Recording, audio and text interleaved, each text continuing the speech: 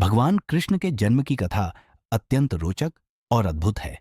कहा जाता है कि जब देवकी ने कृष्ण को जन्म दिया तो क्रूर राजा कंस को भविष्यवाणी सुनाई गई थी कि देवकी का 8वां पुत्र उसका विनाश करेगा।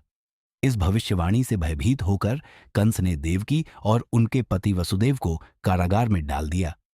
उसने यह भी तय कर लिया था कि देवकी के हर नवजात शिशु को मार डालेगा। देवकी और वसुदेव ने अपने पहले 6 पुत्रों को खो दिया।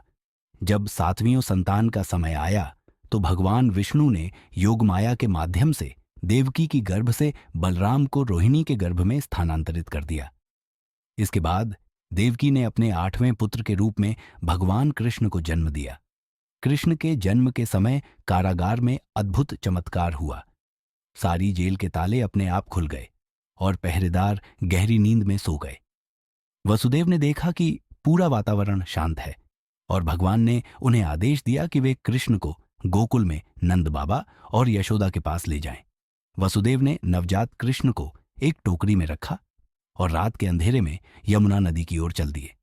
यमुना नदी में तेज बहाव था, लेकिन जैसे ही वसुदेव ने नदी में कदम रखा, जल स्तर घटने लगा और कृष्ण के पैर के अंगूठे को छूते ही नदी 2 भागों में बंट गई।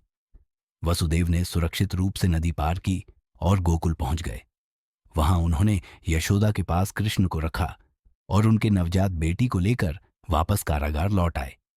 जब कंस को इस बात का पता चला तो उसने उस बच्ची को भी मारने का प्रयास किया, लेकिन वह बच्ची देवी योगमाया के रूप में प्रकट हुई।